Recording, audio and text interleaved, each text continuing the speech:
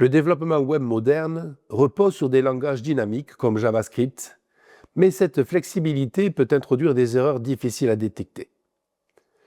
Nous l'avons déjà vu, TypeScript apporte une solution en offrant un typage statique qui améliore la fiabilité du code et facilite la maintenance des applications.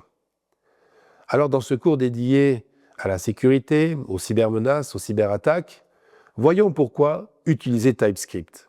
Eh bien déjà pour son typage statique, il va permettre de détecter des erreurs avant même son exécution. Une meilleure lisibilité du code, les types rendent le code plus explicite et compréhensible. Une sécurité accrue, cela réduit les risques d'erreurs liés au type dynamique de JavaScript.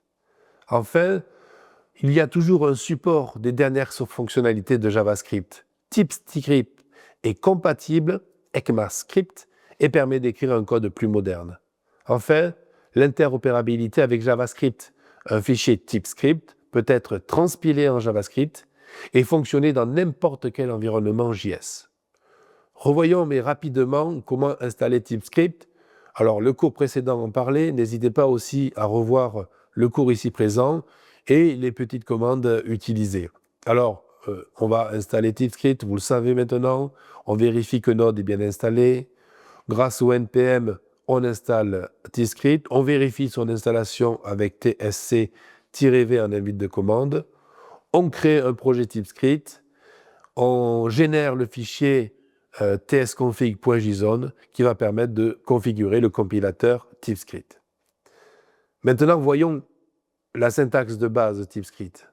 Eh bien, TypeScript introduit un typage fort qui va améliorer la qualité du code. Par exemple, pour déclarer des variables typées, nous l'avons déjà vu, cela va être l'utilisation, par exemple, du terme let, message, string, pour une chaîne de caractères, bienvenue en TypeScript.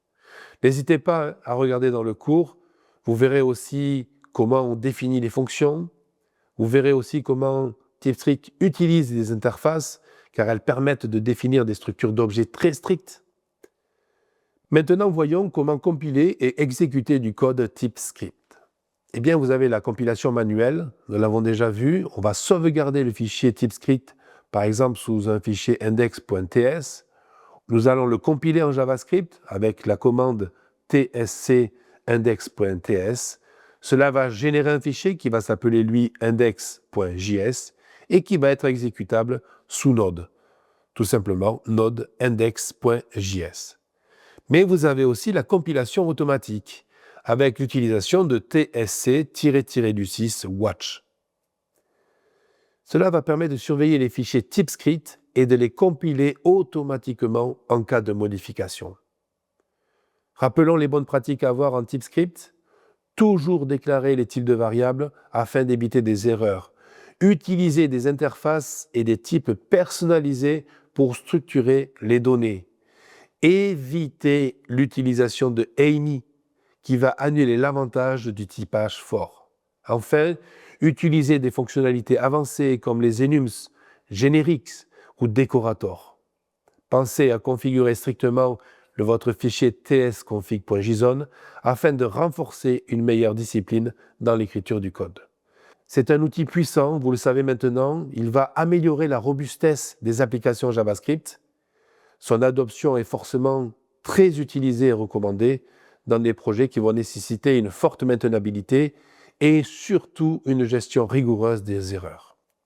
Voyons maintenant la conclusion à ce chapitre.